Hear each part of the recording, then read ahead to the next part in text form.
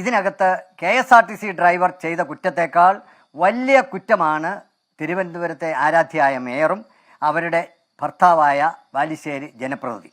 ഞാനിത് പറയാൻ കാരണം ഇവർക്കൊക്കെ മച്യൂരിറ്റിയുടെ ഒരു കുറവ് ഫീൽ ചെയ്തതുപോലെ എനിക്ക് തോന്നി. അതായത് ബഹുമാനപ്പെട്ട മേയർ തിരുവനന്തപുരത്തെ മേയറായ ഉടനെ നമ്മുടെ ഇന്ത്യൻ പ്രസിഡന്റ് തിരുവനന്തപുരത്ത് വന്നപ്പം ആ ഇന്ത്യൻ പ്രസിഡന്റിൻ്റെ വാഹന വ്യൂഹത്തിലേക്ക് മേയറുടെ വണ്ടി മേയർ നിർബന്ധിച്ചതുകൊണ്ടാണ് ഞാൻ ഓടിച്ചതെന്നാണ് അന്ന് ആ ഡ്രൈവർ പറഞ്ഞത്. അപ്പം അന്ന് പാർട്ടി ഇവരെ ശാസിച്ചിരുന്നെങ്കിൽ, നിങ്ങൾ എളിമയോടുകൂടി പ്രവർത്തിക്കണം എന്ന് പറഞ്ഞിരുന്നെങ്കിൽ ഒരു പക്ഷേ അതവർക്കൊരു താക്കീതും ഇന്ന് ഈ ഒരു അപകടത്തിൽ അവർ ചാടില്ലായിരുന്നു. ഞാൻ ഈ അവസരത്തിൽ ബഹുമാനപ്പെട്ട വയലാർ രവിയുടെ ഒരു ഇടപെടൽ ഞാൻ ഓർക്കുകയാണ്. അദ്ദേഹം ആഭ്യന്തരമന്ത്രി ആയിരുന്ന സമയത്ത്, വർഷങ്ങൾക്ക് മുമ്പാണ്, അദ്ദേഹം നമ്മൾ ഇന്നത്തെ കഴക്കൂട്ടമല്ല, അന്ന് കഴക്കൂട്ടത്ത് ഒരു ചെറിയ ബൈപ്പാസാണ് ഉള്ളത്. ആ ബൈപ്പാസിൽ കൂടി വയലാർ രവിയുടെ ആഭ്യന്തരമന്ത്രിയാണ്, പോലീസും എസ്കോർട്ടും ഒക്കെ ഉണ്ട്. ആ ആഭ്യന്തരമന്ത്രിയുടെ വണ്ടി കൊല്ലത്തിന് പോവുക. അപ്പോൾ ഒരു ട്രാൻസ്പോർട്ട് ബസ് വരുന്നു. വയലാർ രവിയുടെ കാറ് സ്കിഡ് ചെയ്ത് ട്രാൻസ്പോർട്ട് ബസ്സിട്ട് പോയി തട്ടി. അപ്പോഴത്തേനും നമ്മുടെ പോലീസിൻ്റെ ആ ഭാവത്തിൽ അത് ഇടത് ഭരിച്ചാലും വലത് ഭരിച്ചാലും ചാടി ഈ ഡ്രൈവറെ പിടിക്കാൻ തുടങ്ങുമ്പം ബഹുമാനപ്പെട്ട ആഭ്യന്തരമന്ത്രി ഇറങ്ങിയിട്ട് ആ പോലീസ് ഉദ്യോഗസ്ഥന്മാരോട് പറഞ്ഞു, എൻ്റെ കുറ്റമാണ്, ആ ഡ്രൈവറെ ഒന്നും ശിക്ഷിക്കരുത്, അവൻ്റെ പേര് നടപടി എടുക്കരുതെന്ന്. ഏത് വയലാർ രവിയുടെ വണ്ടിയുടെ ഡ്രൈവറുടെ കുറ്റം എന്നല്ല, എൻ്റെ കുറ്റമാണെന്നാണ് പറഞ്ഞത്. അതുകൊണ്ട് ആ പ്രശ്നം അവിടെ തീർന്നു. അതുപോലെ തന്നെ നാളെ PK വാസുദേവൻ നായരെ ഞാൻ എപ്പോഴും ഓർമ്മിക്കും. അദ്ദേഹം കേരളത്തിൻ്റെ മുഖ്യമന്ത്രി ആയതിനു ശേഷം ഒരിക്കൽ കോട്ടയത്ത് ട്രാൻസ്പോർട്ട് സ്റ്റാൻഡിൽ നിൽക്കുക, ഞാനും ഒരു യാത്രയ്ക്ക് പോകാൻ നിൽക്കുക. അപ്പം അന്നൊക്കെ കൂപ്പൺ കമ്പൽസറിയാണ് ബസ്സിന്. ഇദ്ദേഹം ക്യൂവിൽ നിൽക്കുക. അപ്പം ഞാൻ ഉടനെ പെട്ടെന്ന് ഈ പുറകെ ചെന്ന് ഈ സ്റ്റേഷൻ മാസ്റ്റർ ഈ ടിക്കറ്റ് കൊടുക്കുന്ന ഇൻസ്പെക്ടറോട് പറഞ്ഞു, ഇതാ നമ്മുടെ മുൻ മുഖ്യമന്ത്രി ക്യൂ നിൽക്കുക, നിങ്ങളൊരു കൂപ്പൺ കൊണ്ടു കൊടുക്കാൻ പറഞ്ഞു. അപ്പോൾ എന്നിട്ട് ഞാൻ വന്ന് ക്യൂവിൽ നിന്നു. അത് കഴിഞ്ഞ് ഇദ്ദേഹത്തിന് ഈ കൂപ്പൺ കൊടുത്തു കഴിഞ്ഞപ്പോൾ അദ്ദേഹം എന്നോട് പറഞ്ഞു, എന്നെ അദ്ദേഹത്തിന് അറിയില്ല, ഇതേ നിങ്ങൾ പറയുന്നത് പോലെ മുൻ മുഖ്യമന്ത്രിക്കൊന്നും പ്രത്യേകിച്ച് പ്രിവിലേജ് ഇല്ല, ഞാനും നിങ്ങളെപ്പോലെ ഒരു യാത്രക്കാരൻ. ഞാൻ പറഞ്ഞു, അല്ല സാർ, അങ്ങനെപ്പോലെയുള്ളവർ, ഒരു മുൻ മുഖ്യമന്ത്രി ബസ് സ്റ്റാൻഡിൽ വന്ന് ക്യൂ നിന്ന് ബസ് കയറുന്ന ഞങ്ങളെപ്പോലെയുള്ള ചെറുപ്പക്കാർക്ക്, അന്ന് ഞാൻ കോളേജിൽ പഠിക്കുന്ന കാലമാണ്, ഞങ്ങൾക്കൊക്കെ അതൊരു ത്രില്ലാണ്. അപ്പം അതുകൊണ്ടാണ് ഞാൻ ആ ബഹുമാനം അങ്ങേ അർഹിക്കുന്നുണ്ടെന്ന് പറഞ്ഞു. അപ്പം ഇതൊക്കെ ഞാൻ സൂചിപ്പിക്കാൻ കാരണം, നമ്മളെ ഒരു പൊസിഷനിലെത്തിയാൽ നമ്മൾ എത്രമാത്രം വിനയപ്പെടുന്നു. റോഡിലിറങ്ങുന്ന മേയർക്കും റോഡിലിറങ്ങുന്ന MLAക്കും എനിക്കും എന്നെ കേൾക്കുന്ന പ്രേക്ഷകർക്കും ഒരേ അവകാശമാണ് റോഡെന്ന് പറയുന്നത്. ആ വാഹനം ഓടാനും ആ കാൽനട യാത്രക്കാർക്കുമാണ്. അല്ലാതെ നമ്മുടെയൊക്കെ നാട്ടിൽ ഈ പ്രകടനം റോഡ് നിറച്ച് പോകുന്നത് കൃത്യം നിയമവിരുദ്ധമാണ്. പിന്നെ ഞാൻ വിഷയത്തിലേക്ക് വരാം. ഇവിടെ നമ്മൾ മേയറെ തെറ്റിദ്ധരിക്കാനുള്ള കാരണം, ഈ ഇൻസിഡൻറ്റ് ഉണ്ടായ അന്ന് വൈകിട്ട് ഞാനൊരു ചാനലിൽ ഇതുപോലെ ഇത്രയും കത്തിക്കാളുമെന്ന് ഓർത്തിരുന്നില്ല. ഞാൻ അന്ന് പറഞ്ഞു, ഇവിടെ ഡ്രൈവർ പറയുന്നു മേയറുടെ വണ്ടി ഇടതുവശത്തൂടെ ഓവർടേക്ക് ചെയ്ത് വന്നു. അപ്പം ഞാനതൊരിക്കലും പ്രതീക്ഷിച്ചില്ല. അപ്പം മേയർ പറയുന്നു, ഞങ്ങൾ ഇടതുവശത്തൂടെ വന്നിട്ടില്ല, ഇദ്ദേഹം മദ്യപിച്ചിരുന്നു. അത് കഴിഞ്ഞ് അപ്പം ഞാൻ അന്ന് പറഞ്ഞ ഒരു പോയിന്റ്, മോട്ടോർ വാഹന വകുപ്പിൻ്റെയും പോലീസിൻ്റെയും നിരവധി ക്യാമറകൾ ഈ നിരത്തിലുണ്ട്.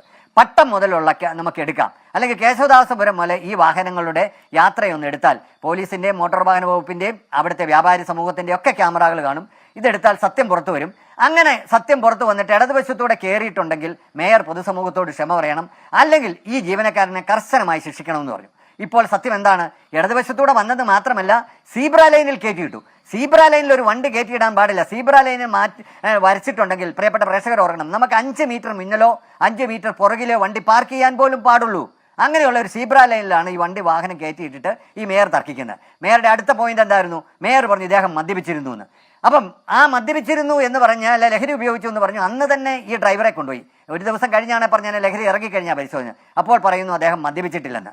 അടുത്ത ഒരു മേയറെ നമുക്ക് സംശയിക്കാനുണ്ടായ കാരണം എന്ന് പറയുന്നത്, അല്ലെങ്കിൽ ഏറ്റവും വലിയ ഗുരുതരമായ തെറ്റ് ഈ ഡ്രൈവറുടെ അല്ല, ആ വാഹനത്തിൽ യാത്ര ചെയ്ത ആ യാത്രക്കാരെ ഒരു MLAക്ക് ഇറക്കിവിടാൻ ഒരു അവകാശവുമില്ല. മോട്ടോർ വാഹന വകുപ്പിൽ ഈ അധികാരം ഡെസിഗ്നേറ്റ് ചെയ്യുന്ന ഉദ്യോഗസ്ഥന്മാരുണ്ട്. അതായത് മോട്ടോർ ഡിപ്പാർട്ട്മെന്റിലെ ഉദ്യോഗസ്ഥന്മാർ, പോലീസിലെ ഉദ്യോഗസ്ഥന്മാർ. ഒരു വാഹനം അപകടത്തിൽപ്പെട്ടാൽ ആ അപകടത്തിൽപ്പെട്ടിട്ട് ആ വാഹനം തുടർന്ന് യാത്ര ചെയ്യാൻ പറ്റാത്ത സാഹചര്യം ഉണ്ടെങ്കിൽ ആ വാഹനം ഒതുക്കിയിടാം. വാഹനത്തിന് മെക്കാനിക്കൽ ഡിഫക്റ്റ് ഉണ്ടെങ്കിൽ ആ വാഹനം മാറ്റിയിടാം. അങ്ങനെ മാറ്റിയിട്ടാൽ പോലും ആ വാഹനത്തിലെ യാത്രക്കാരനെ മറ്റൊരു വാഹനത്തിൽ കയറ്റിവിടണം. ഇവിടെ അതുണ്ടായില്ല എന്ന് മാത്രമല്ല, ആ വാഹനത്തിലെ യാത്രക്കാരനെ കുറിച്ച് ഞാൻ അവരെ ആരെയും മോശമാക്കുകയാണല്ല, ആ വാഹനത്തിൽ നിന്ന് ഇറങ്ങിപ്പോകണം എന്ന് പറഞ്ഞപ്പോൾ ഞങ്ങൾ തമ്പാനൂർക്ക് ടിക്കറ്റ് എടുത്തത്, അല്ലാതെ ഇവിടുന്ന് അല്ല എന്ന് പറയാൻ ആർജവം ഒരു യാത്രക്കാരനും ഉണ്ടായില്ല. മേയർ പറയുന്ന ആ കാര്യത്തിൽ ഞാൻ പറയുന്നത് തെറ്റാണെങ്കിൽ ഞാൻ മേയറുടെ കാല് പിടിച്ച് ക്ഷമ പറയാൻ തയ്യാറാണ്. അതായത് വാഹനം ഓർക്കണം, സൂപ്പർ ഫാസ്റ്റ് വാഹനങ്ങൾക്ക് 4 ഹെഡ്ലൈറ്റ് ആണ്. ആ 4 ഹെഡ്ലൈറ്റ് മുന്നോട്ട് നിൽക്കുന്നു. നമുക്കറിയാം, ആനപ്പുറത്ത് ഇരിക്കുന്നതെന്നാണ് നമ്മൾ പറയുന്നത് KSRTC ഡ്രൈവർമാരെ കുറിച്ച്. എന്താണെന്ന് വെച്ച് കഴിഞ്ഞാൽ കാറിനേക്കാൾ വളരെ ഉയരത്തിലിരിക്കുക. ഇനി അല്ലെന്ന് കൂട്ടിക്കോ, ആ ഡ്രൈവറുടെ ക്യാബിനിൽ ലൈറ്റേ ഇല്ല. അവിടെ ഒരു അഡീഷണൽ ലൈറ്റ് വെച്ചിട്ടുണ്ട്, അതിന് പ്രത്യേക സ്വിച്ച് ഉണ്ട്. അത് ഇഞ്ചിൻ്റെ കവർ തുറക്കുകയോ അല്ലെങ്കിൽ ആവശ്യം വരുമ്പോൾ മാത്രം ആ സ്വിച്ച് ഇട്ടാൽ മാത്രമേ തെളിയുള്ളൂ. അപ്പോൾ മുന്നോട്ട് ലൈറ്റ് അടിച്ച് നിൽക്കുന്ന ആ വാഹനത്തിൻ്റെ ഡ്രൈവർ ഒരാംഗ്യം കാണിച്ചാൽ ഒരു കാരണവശാലും കാറിലിരിക്കുന്ന ഒരു സ്ത്രീക്കും ഒരു പുരുഷനും അല്ല വലിയ ദിവ്യശക്തി ഉണ്ടാകണം, ആർക്കും കാണാൻ പറ്റില്ല. നമ്മുടെ നാട്ടിലൊക്കെ CBI വല്ല കേസുകൾ അന്വേഷിക്കുമല്ലോ, ഈ മർഡർ കേസ്, അവർ ഡെമ്മി പരീക്ഷിക്കുമല്ലോ. നമുക്കൊന്ന് പരീക്ഷിച്ച് നോക്കാം. ഞാൻ മേയറോട് പറയുന്നു, ഞാനും കൂടെ വരാം. എന്നിട്ട് പൊതുസമൂഹത്തിൻ്റെ പേരിൽ, യാത്രക്കാരുടെ പേരിൽ ഞാൻ അവരോട് ക്ഷമ പറയാം. അവർക്ക് ഈ ഹെഡ്ലൈറ്റ് ഇട്ട് പോകുന്ന ബസ്സിൽ നിന്ന് മിന്നൽ പോകുന്ന കാറിൽ ഇരുന്നുകൊണ്ട് പുറകോട്ട് നോക്കിയാൽ അവരെ ആംഗ്യം കാണിച്ചു എന്ന് തെളിയിക്കാൻ കഴിയും. ആംഗ്യം എന്ന് പോയിട്ട് കൈ പൊക്കുന്നത് മാത്രമല്ല, കൈപൊക്കി ആംഗ്യം കാണിച്ചു കഴിഞ്ഞാൽ വണ്ടി കയ്യിൽ നിന്ന് വിട്ടുപോകും. ആ വാഹനത്തിലെ ഏതെങ്കിലും ഒരു യാത്രക്കാരൻ ഇവരെ ഇങ്ങനെ ആംഗ്യം കാണിച്ചു എനിക്ക് എന്ന് പരാതിപ്പെട്ടായിരുന്നെങ്കിൽ അല്ലെ പറഞ്ഞിരുന്നെങ്കിൽ ഞാൻ മേയറെ വിശ്വസിച്ചാനെ.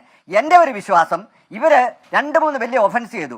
അതായത് ഇടതുവശത്തോടെ ഓവർടേക്ക് ചെയ്താൽ മോട്ടോർ വാഹന നിയമപ്രകാരം 177A പ്രകാരം അത് പ്രോസിക്യൂഷൻ നേരിടണം. അപ്പോൾ തെറ്റ് ചെയ്തത് ഈ മേയറുടെ വാഹനം ഓടിച്ച ഡ്രൈവറാണ്. സീബ്ര ലൈനിൽ നിർത്താൻ പാടില്ല.